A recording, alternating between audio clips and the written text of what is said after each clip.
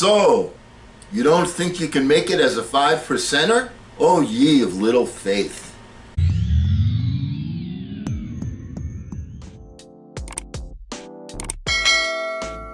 Hello again, everyone. I'm Eli's dad with Project Eli, where we educate, we lead, and we inspire.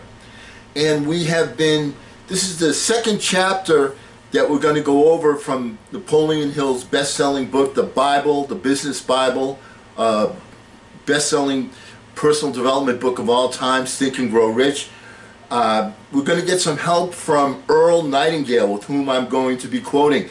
And the purpose of this is to give you some aid when reading this book, and I strongly recommend you read the book. This is not meant to take the place of reading the book.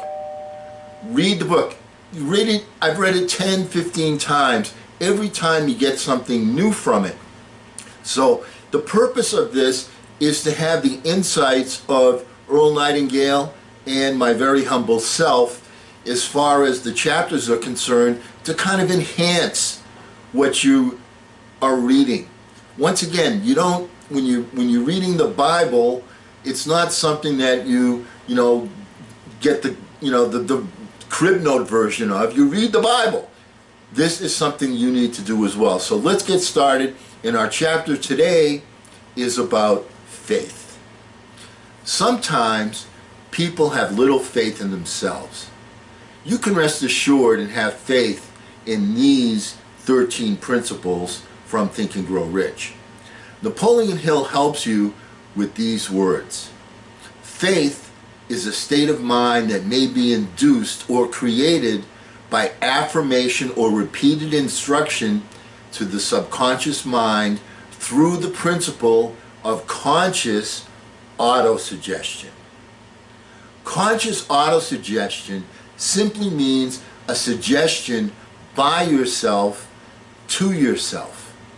By getting a mental image of yourself having already accomplished your main desire over and over and over again, you will muster the faith that you need.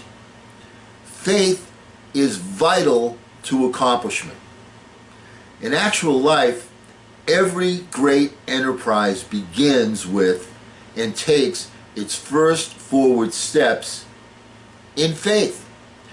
You would never have decided upon a particular objective unless it was meant for you to accomplish. Mr. Hill himself writes, and I quote, "I know through the principle of autosuggestion and desire that I persistently hold in my mind, I will eventually seek expression through some practical means of attaining the object back of it.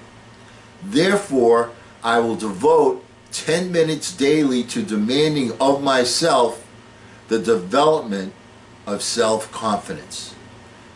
What we're saying here, very simply, is this. When you give yourself this vision, this picture, over and over and over again, because thoughts are things, that they will transmute themselves into some sort of physical action and physical reality. That's why it's critical that every single day you envision yourself becoming that individual that you want to become, or achieving that goal that you want to achieve, or acquiring that objective that you want to acquire.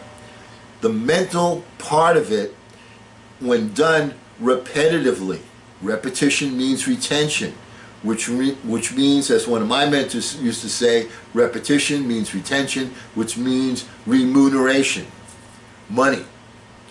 When you repeat that over and over and over again every single day, then it will be translated into some sort of physical being. You will achieve, you will take action, and you will achieve your physical goal, the physical part of it.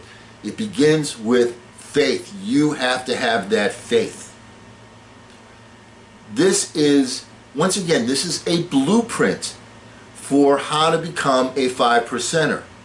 We gave you the first one last time, which was you have to have desire. The second one is you have to have faith. We're going to go over them one by one. I'm going to give you a short blast. I want you to read each chapter before and after we go over our video on that chapter. And then take some notes, write it down, and create your blueprint. Does that make sense? Or are you somebody that just watches videos and says, oh, okay, now I'm making progress? It's more than just reading. It's more than just watching. You've got to take action.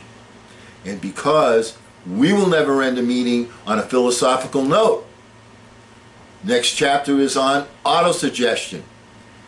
Let's get out there and take charge. I'm Eli's dad.